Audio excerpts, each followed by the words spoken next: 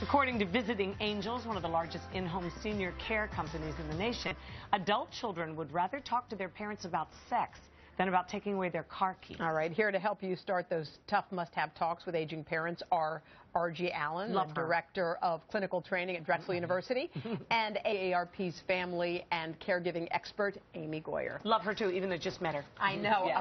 Hi. I love you guys, too. Thank you. Yeah, these conversations are always hard to start because, look, first of all, they are your parent, okay? Yeah. And the role reversal thing can get very strange, right? Right. It can be. And we don't want to deal with these, what I call courageous conversations or the pink elephant in the room. There's the obvious thing that we've been thinking about for a long time, but nobody wants to talk about it. Right. And so it just gets a little weird. Well, because they become very defensive. Right. It's their independence that you're talking about. Nobody wants to give that. And, you know, the key thing is you say, your parents are always going to be your parents. Right. So don't try to put yourself in the position, I'm parenting my parent.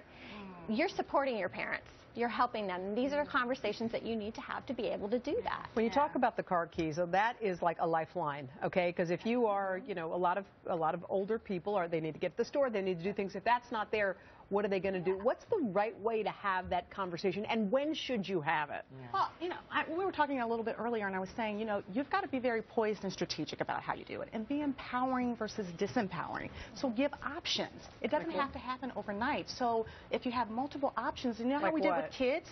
Well, think about it. When you told your kids you wanted to go to bed, you said 9:05 or 9 o'clock, choose, right? And it was around the same time, but they chose one, usually 9:05, but you still got the same result. So for the keys, you say, okay, how about we start with us driving you to the grocery store or to church or where have you, and then we gradually move to a place where we're doing that a little bit more and you're doing it less. And, you know, that helps in terms of the gradual process, right? Right, and I think it's important to have these conversations very early and often. So if you can have a plan ahead of time, what's going to happen, Mom or Dad, when you can't drive anymore? And how are we going to get you driving as long as we can? For example, maybe they need to update their driving skills, maybe not stop driving altogether. AARP has a Smart Drivers program. Great to update that driving knowledge. Maybe they're going to self-regulate, not drive at night for a while, and gradually decrease. You know what I said to my mom, because we had this conversation? I said, Mom, it's one thing for you to get behind the wheel of a car and kill yourself, you know, because you've been in an accident. But you would never be able to live with yourself ever again if because you hurt somebody else, some innocent person. She goes, oh, no, I would never want that to happen. I said, Mom.